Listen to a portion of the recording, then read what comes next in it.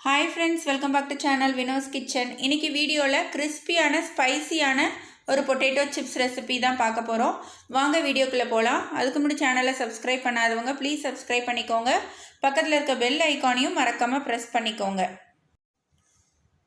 ரெண்டு பெரிய சைஸ் உருளைக்கிழங்கு வந்து எடுத்திருக்கேன். நல்லா வாஷ் பண்ணிட்டு எடுத்து வச்சிருக்கேன். இதை வந்து நம்ம ஸ்லைசர்ல போட்டு ஸ்லைஸ் பண்ணிக்கலாம். இந்த அளவு நல்லா தின்னாக ஸ்லைஸ் பண்ணி தண்ணியில் போட்டு வச்சுக்கோங்க. அப்போ தான் அதில் இருக்கிற ஸ்டார்ச் எல்லாமே போயிடும். இந்த சிப்ஸ் வந்து நல்லா ஸ்பைசியான சிப்ஸ் அப்படின்னு சொல்லியிருக்கேன். அதுக்காக நம்ம வந்து இஞ்சி பச்சை மிளகாலாம் அரைச்சி எடுத்துக்கலாம்.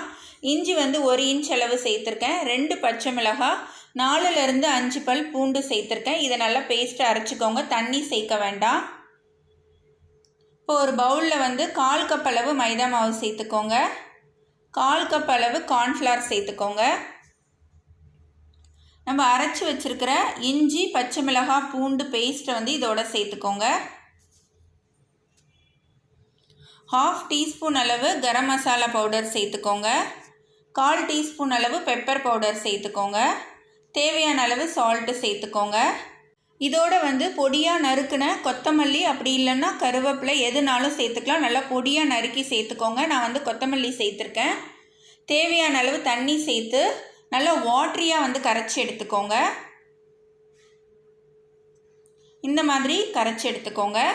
நம்ம இப்போ இந்த மாவில் வந்து உருளைக்கிழங்கை டிப் பண்ணி ஃப்ரை பண்ண வேண்டியதான்.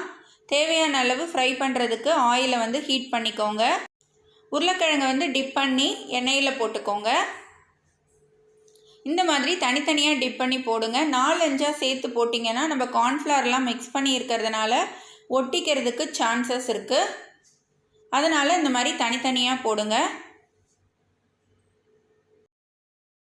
ஆயிலில் வந்து எல்லாத்தையும் போட்டதுக்கப்புறம் நம்ம உடனே திருப்பி போட வேண்டாம். ஒரு நிமிஷம் விட்டுட்டு அதுக்கப்புறம் நீங்கள் திருப்பி போட்டு ஃப்ரை பண்ணுங்கள்.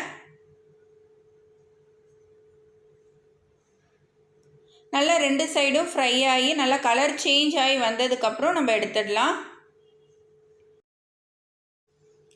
நல்லா ஃப்ரை ஆகிடுச்சு. இப்போ இதை நம்ம எடுத்துடலாம். பேலன்ஸ் இருக்கிறதையும் இதே மாதிரியே நீங்கள் ஃப்ரை பண்ணி எடுத்துக்கோங்க.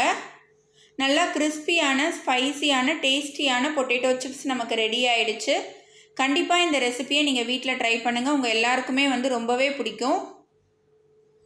உங்களுக்கு இந்த ரெசிபி பிடிச்சிருந்ததுன்னா லைக் பண்ணுங்கள், ஷேர் பண்ணுங்கள். எப்படி இருந்துச்சுன்னு எனக்கு கமெண்ட் பண்ணுங்கள்.